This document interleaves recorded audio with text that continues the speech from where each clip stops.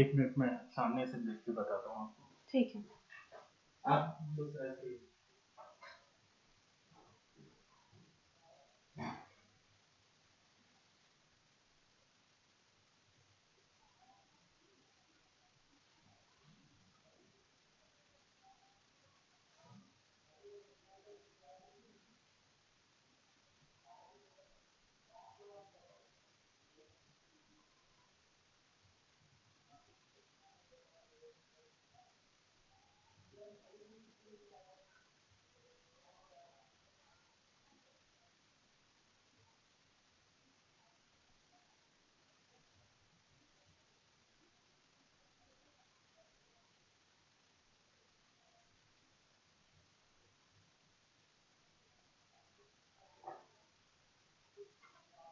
Sir वो streaming शुरू हो रहा है या नहीं?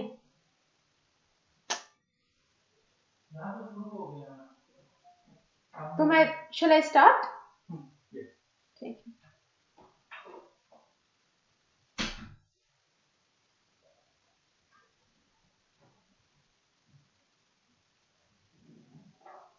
Okay, good afternoon everyone.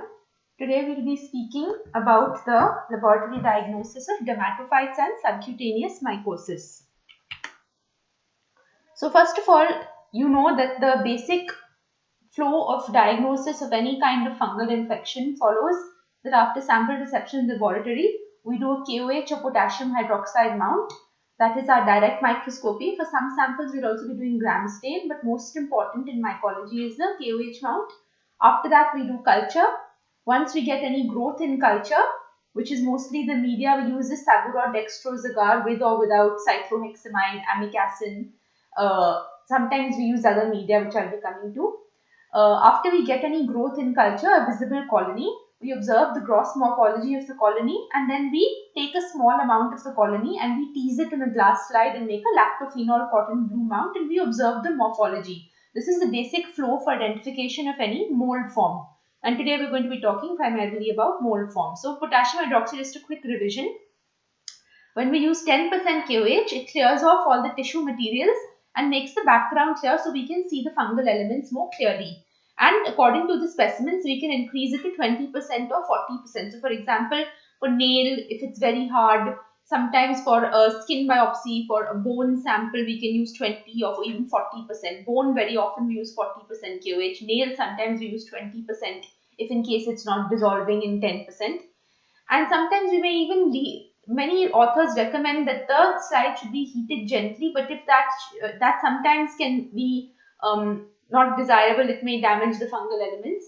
So we say just let the slide stand for some time, maybe for tissue samples 20 to 30 minutes. Same thing for skin samples. If you let it stand for a little while in the KOH before observing under the microscope, that in itself can be enough and we may not need to heat it. Okay, then once we are able to visualize the fungal elements in the samples, we may look for hyphae, whether they are septate or aseptate. We may look for yeast cells, we may look for pseudohyphae. One of the modifications of the KOH mount is that if we add a drop of chalcofluor, which is a fluorescent dye, along with the KOH when we are preparing the mount, so the sample plus 1 drop of KOH and 1 drop of chalcofluor. The chalcofluor binds to the chitin in the fungal cell wall and the cellulose in the fungal cell wall and makes the fungus fluoresce. So when we illuminate the mount with UV light and observe it through a filter, we are able to see the fungal elements fluorescing bluish white against a dark background. Certain tissue material and cells will also take up the fluorescent material. It's not that only the fungal cells will fluoresce, but it definitely makes it easier because the fungal cells will fluoresce much more brightly than the background tissue material. So this you can see is a picture of a KOH chalcofluor mount showing septate hyphae. This is how the fluorescing blue fungal elements appear against a dark background. The media we most commonly use for culture is sabouraud dextrose agar. We use the Emmons modification rather than the original formula. It is sterilized by autoclaving. And in order to inhibit growth of bacteria, commensal flora, contaminants, we use cyclohexamide, which inhibits saprophytic fungi. And we also use chloramphenicol and gentamicin, which inhibit bacterial contamination. We add this to the saburot, dextrose, agar. So, gross morphology of the fungal colonies. There are certain points which can tell us just by looking at the colony, it can give us a basic idea of what basic broad group of fungi we may be dealing with. So, for instance, dermatophytes, they're quite slow growing. They usually have a granular or a powdery or velvety growth, and in the KOH mount, the hyphae which we see are much thinner than we would see, say, with an aspergillus or with any other kind of septate hyphae. The hyphae of dermatophytes are very thin. And in the KOH, we may also see arthrospores, which are thick-walled spores seen in dermatophytes.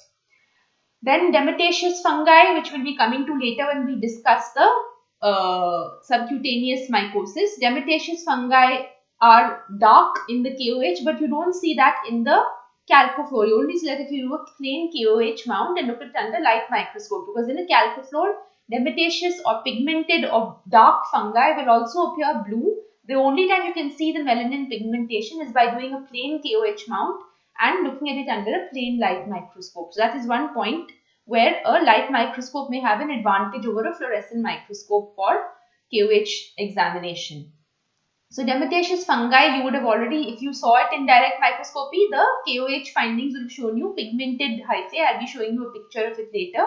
And in culture, we'll get a dark brown or black growth. So you can see dermataceous and Pheohyphomycosis, they have almost the same kind of appearance. Dimorphic fungi we'll be dealing with later when we come to systemic mycosis, and also yeast and zygo. Right now, mainly look at the dermatophytes and the dermataceous and Pheohyphomycosis. Dermatophytes are all hyaline in nature. That means they are not pigmented. Then once we get any growth in culture, the next thing to identify the fungus is to do a lactophenol cotton blue wet mount. So in this, every component has a function. The lactic acid preserves the fungal structure. The phenol kills the fungus, and so that the people who are looking at the mount can handle it safely. And the cotton blue stain is absorbed by the fungal structures. That makes them easy to visualize. And glycerol is hygroscopic, so it prevents the mount from drying out. So let's first talk about dermatophytes and how we collect samples for dermatophyte infections. Okay, so as you can see over here, the samples we commonly collect for dermatophyte infections are skin, hair and nail. So you would have already had a lecture on dermatophyte infections, and the symptoms of a dermatophyte infection commonly are itchy or scaly lesions in the skin. They may be erythematous, they may be raised, they may be ring-like. In hair, the symptoms will commonly be and in skin, that's the most common manifestation, but you can have other manifestations also. You would have studied all the various different manifestations of, say, dermatophyte infection in the scalp. You would have studied it, different manifestations of dermatophyte infection, say, in the skin folds. So, but the most common type of infection, what we call ringworm, is seen in the as a scaly, itchy lesion on the skin. And hair, you usually see that the hair strands are brittle, or they may be breaking, or they may be discolored.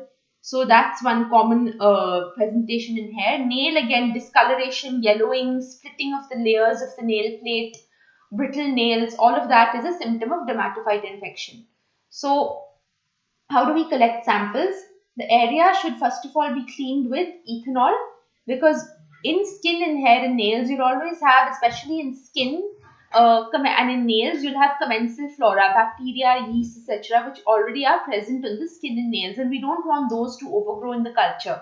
So what we do is we clean the area thoroughly, the lesion or the site of the nail or skin, with 70% alcohol, and that helps to kill the commensal flora. It may also damage the fungal hyphae, but the arthrospores of the dermatophytes will remain intact. They will be the ones which will give us a culture positive. So in skin, after decontaminating the lesion, we scrape the scaly area from the margin of the lesion. We never take it from the center of the lesion, because over there, the fungi or the fungal elements, even if they are visible, they will most likely be non-viable since the lesion spreads outwards. We usually take it from the margin, because that is where you will have viable fungal elements which are spreading outwards. The center usually contains non-viable fungal elements. So again, not going into the details of all the different presentations of dermatophytes, you would have studied all that in your theory class. But this is the way you would collect a skin sample. Scales are scraped off from the margin of the lesion, whatever it is. And they're collected in we don't use the sterilized glass plate method. We use I'll be coming to it, a black paper folded inside a sterile envelope. I'll be coming to that in a minute. So, if there are vesicles, they are gently de-roofed and the vesicles fluid is collected and the material itself which is being de-roofed, which on the needle, that is also sent.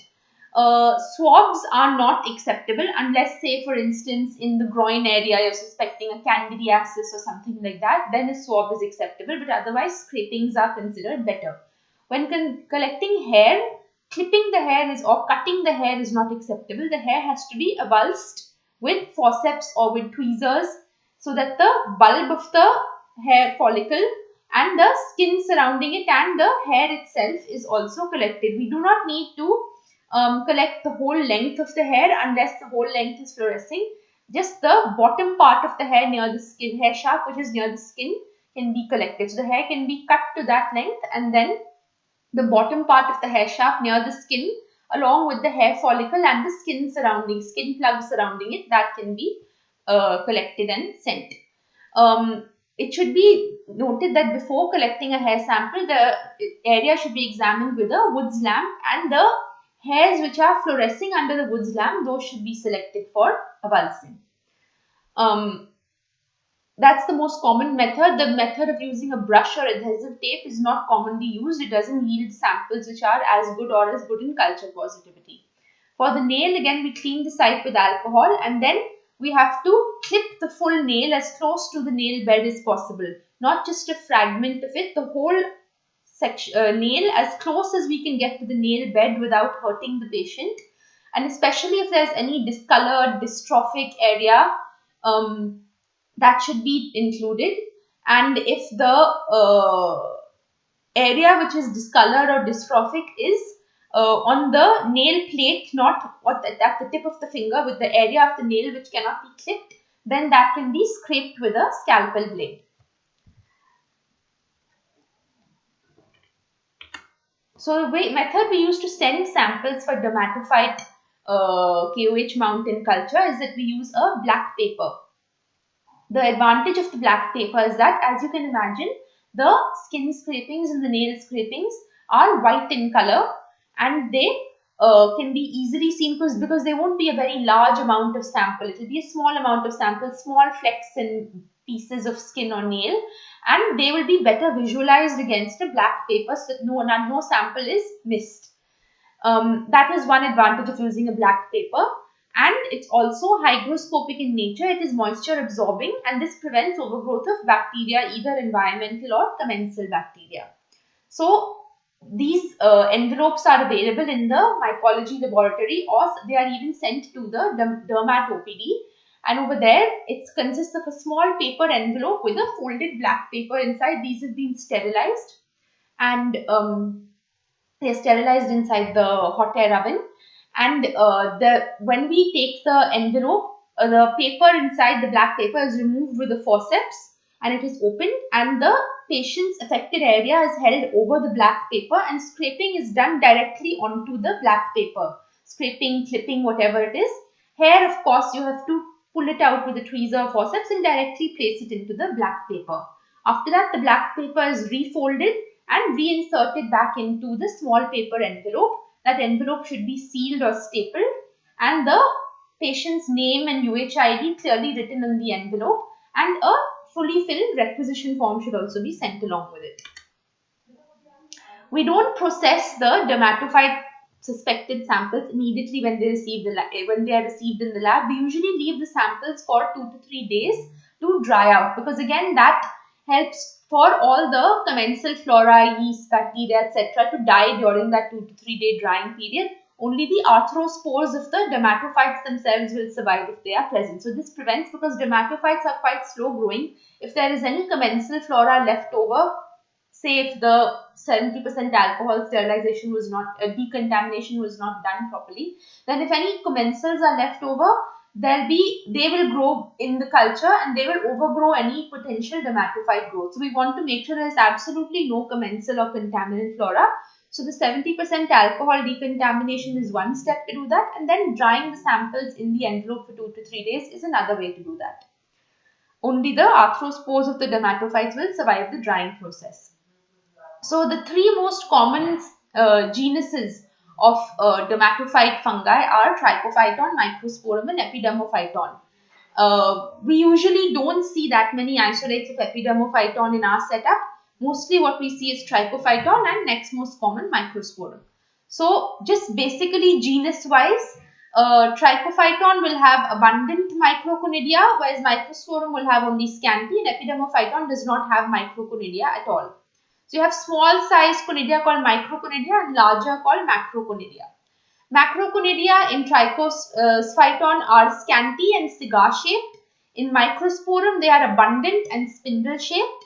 And in Epidermophyton also they are abundant and pear shaped. It's very difficult to find macroconidia in Trichophyton. There will be mostly microconidia, and the microconidia have a particular pattern which I'll be showing you a picture of in a minute.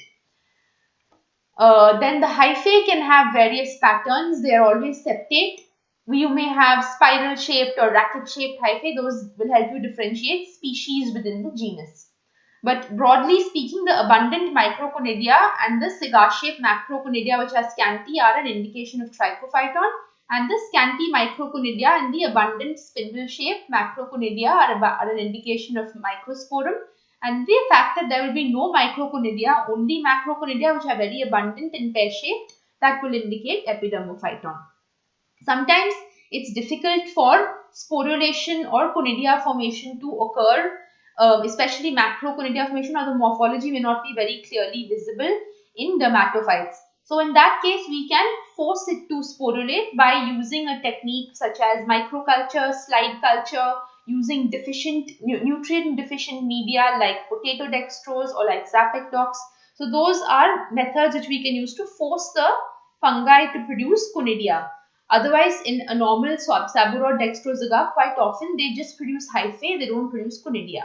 So that is one method that can be used. And as I said, they are quite slow growing. They may take even up to 4 weeks to grow, 4 to 8 weeks to grow in culture. Okay, and especially if the patient has already been on treatment of some kind. So, Trichophyton affects skin, hair and nails. Microsporum only affects skin and hair, and Epidermophyton affects skin and nails. And the gross appearance of the colony is also sometimes different. All of them, they're mostly all powdery in nature, but sometimes Trichophyton can be waxy. It may have a pigment production on the back, for example, red pigment in Trichophyton rubrum or violet pigment in Trichophyton violaceum. Sometimes Microsporum may be cottony or velvety in texture, but Epidermophyton usually will be a powdery white colony.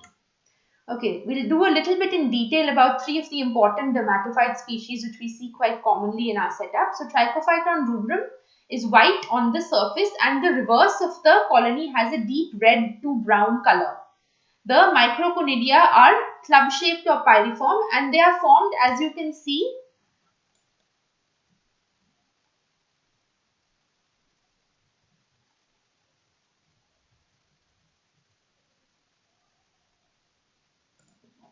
and as you can see over here, the microconidia are formed on either side of the hyphae and they appear like birds sitting on a fence.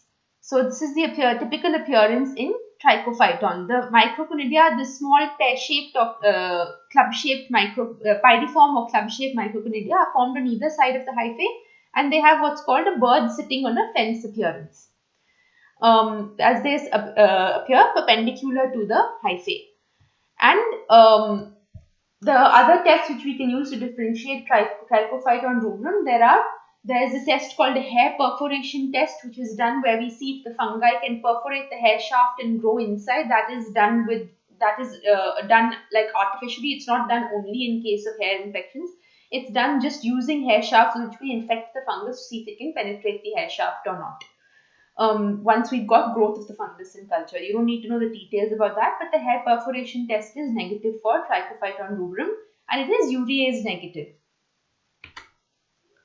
Then Trichophyton mentagrophytes typically has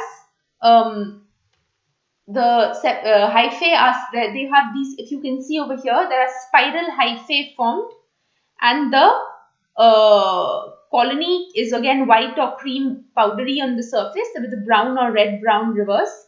And the microconidia are not usually seen in the birds on fence appearance. They are found in clusters. Those ones were seen, if you look at them, singly in a row along the septate hyphae. These are seen in clusters, almost grape-like. And the macroconidia are not uniform in thickness as the way Trichophyton rubrums were, the cigar-shaped or pencil-shaped. They are slightly broader at one end to give a club-shaped appearance. And this has a positive hair perforation test and a positive urease test, and also grows at 37 degrees Celsius. So the presence of the spiral hyphae, the arrangement of the microconidia, the club-shaped or slightly broader at one end macroconidia, along with these tests, these help to differentiate Trichophyton mentagrophytes from Trichophyton rubrum. Earlier, Trichophyton rubrum used to be the most common species of Trichophyton seen in our country, but now Trichophyton mentagrophytes is rapidly overtaking it. Microsporum gypsum is the other common dermatophyte which we see. It is cream or buff on the surface, powdery, and again it may have a beige to reddish reverse on the other side, the underside of the colony. The microconidia are few, they're not as abundant as Trichophyton, and they are spindle shaped. This is, I'm sorry, it's not club shaped, this is wrong, they are spindle shaped as you can see. Sorry, the microconidia are club shaped, the macroconidia are spindle shaped or fusiform. My error, sorry. The hair perforation test is positive and the urease test is also positive. So the scanty club shaped microconidia, the abundant spindle shaped macroconidia, and these are typically, you can see the septations very clearly, they contain 3 to 6 cells. All of this helps to indicate that the growth is Microsporum gypsum. Let's talk a little bit about subcutaneous mycosis. So in subcutaneous mycosis, the presentation may vary. There may be a discharging open ulcer or nodule, there may be an abscess, there may be just a subcutaneous swelling. It may be extending deeper to cause bone necrosis or osteomyelitis. So there may be a plaque-like or verrucous lesion. So the presentations are quite varied. So depending on the presentation, the sample will be collected. So suppose there is an abscess or a discharging nodule, which is pus is coming out of it. So in that case, pus should be collected if possible by aspirating it with a needle and syringe if it's an undrained abscess. If the abscess has been opened, then the pus should be collected from the opened abscess and transported to the laboratory in a sterile container or in a syringe. Swabs are generally considered unacceptable, especially from an open or discharging wound, because in an open wound very often there will be colonization by skin commensals, by all sorts of other environmental organisms, so it won't give us an idea of the actual pathogen. We need internal pus from within the abscess or within the nodule. It's better not to take a swab or a superficial sample from the open wound. Better than pus is a biopsy or a tissue sample. That's always going to give us a better idea of what the actual invasive fungus is. And plus in pus, the fungus may not be viable. There may be dead hyphae in the pus. But in a biopsy taken from the margin of the lesion, usually the viable organism will be present. So if there are ulcerated lesions, even if there is an abscess, if there is an ulcerated lesion on the skin, then this tissue can be collected from the edge and from the center, one sample each, and it should be placed into a container with sterile normal saline and tightly closed and sent to the laboratory. We don't usually do the placing between gauze pads. Just take a sterile wide mouth container like the type that's used for urine samples or sputum samples. Put a little bit of sterile normal saline into it and place the tissue pieces into that, close it tightly and send it to the lab. We do not collect tissue samples in formalin because formalin kills the fungus and we won't be able to get any growth in culture. So though you may be sending tissue samples to pathology in formalin, samples to microbiology, whether it's to mycology, bacteriology, anywhere, we only send in sterile normal saline. We don't send it in formalin. So that is how we collect tissue from an ulcerated lesion. If there is an abscess which is being drained, it's always better to take tissue from the walls of the abscess or the base of the abscess rather than from the top or the roof of the abscess. So once the abscess has been opened and drained, tissue can be scraped or biopsied from the walls and base of the abscess. That is likely to give us a good result.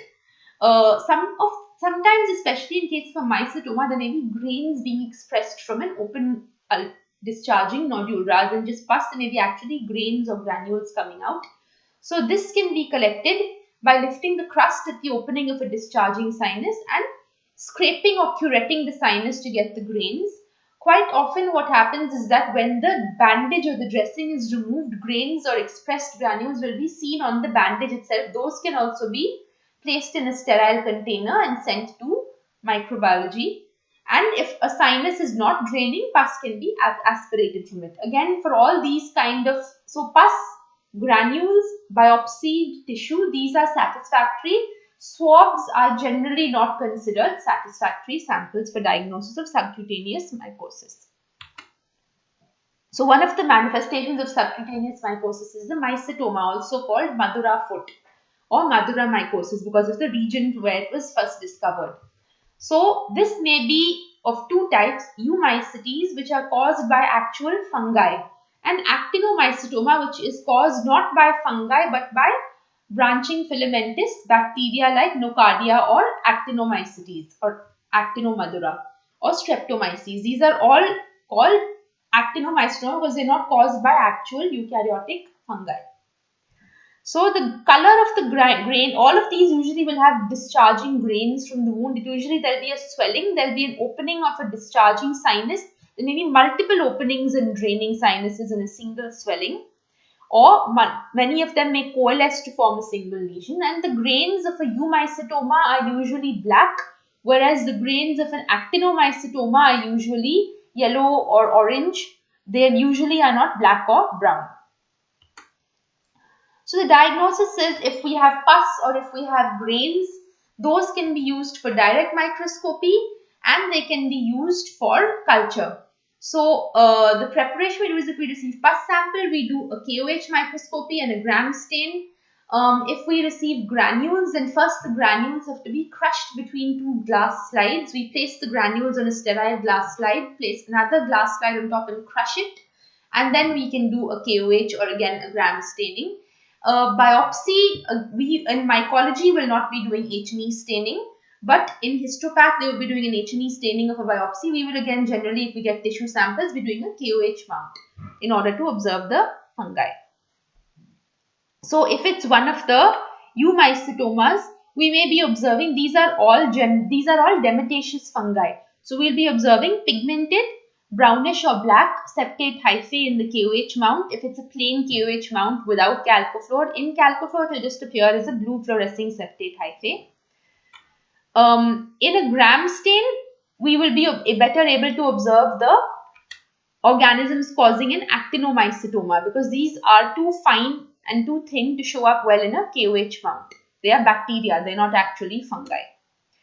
So for a mycetoma, we have to do both these things because we don't know whether it's a eumycetoma or an actinomycetoma just by gross examination. And tissue sample, of course, can also be sent.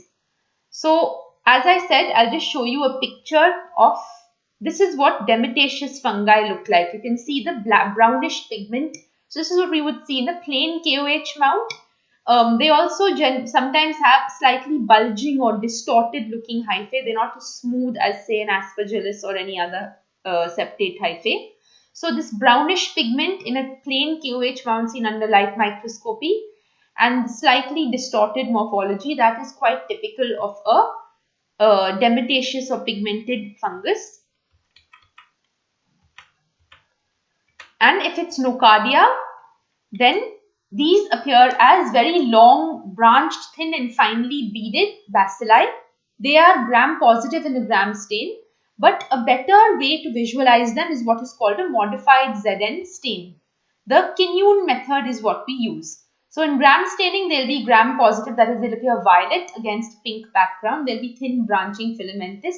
And in a Kinyoun, they are acid fast. The modification which we do is, number one, we don't use heat in the staining method.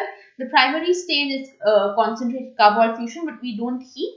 And the decolorizer we use is 0.5 to 1% H2SO4 rather than using 25% H2SO4 or hydrochloric acid, which is what is used in the classic Zn stain for mycobacteria. That is the modification which we do. The fact that we don't use heat and we use a reduced concentration of sulfuric acid as the decolorizer. So I'll be showing you a color photograph of it just so you can visualize it. But the catch over here is that if the patient has received any antimicrobial therapy in the past which are active against Nocardia, that can affect the ability of the organism to retain the stain, and it may not be acid fast anymore. So a treatment history is very important. So here you can see this is what Nocardia looks like in a modified Zn stain. You can see the blue background, which is the cells or the tissue, and you can see the brightly pink stained branching filaments of Nocardia. Actinomycetes are non-acid fast. They'll have an appearance similar to this, but they will be blue. They are also gram positive, but they are non-acid fast. So this appearance, but if it was blue rather than pink, or meaning non-acid fast rather than acid fast, that would suggest to me actinomycetes rather than Nocardia. Chromablastomycosis is another subcutaneous mycosis caused by dermatophytosis fungi or pigmented fungi. It is typically where the fungi are not in their mycelial form. You don't see hyphae, you see what are called sclerotic bodies. They are thick-walled round cells with internal septa. They're also called medulla bodies or copper penny bodies or muriform cells. So normally these fungi would have been seen in septate form. In this particular clinical manifestation, they are not seen in their mycelial or their form of septate hyphae. They are seen as these sclerotic bodies. So these lesions are slow growing. They typically are like verrucous plaque-like lesions, and the agents are commonly Fonseca, Phalophora, Cladosporium or Rhinocladiella. So the sclerotic body is a typical feature. I'll be showing you a colored picture of it just in a minute.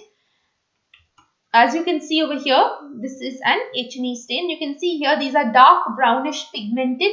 They are round like pennies or coins, and they occur in clusters. So this is what you call the copper penny appearance seen in Chromablastomycosis.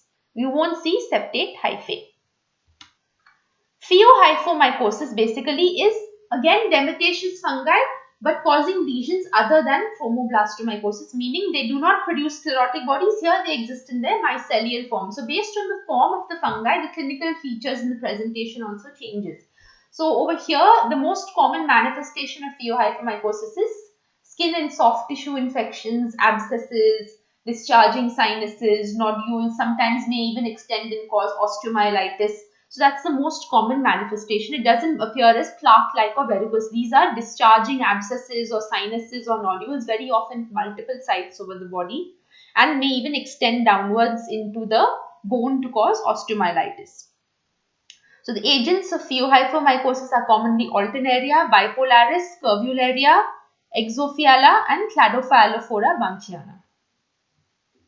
So this is the picture I showed you earlier, this is the form which you will see in a Pheohyphomycosis rather than a Chromablastomycosis. Septate hyphae which are pigmented. Here there will be no copper pennies or sclerotic bodies.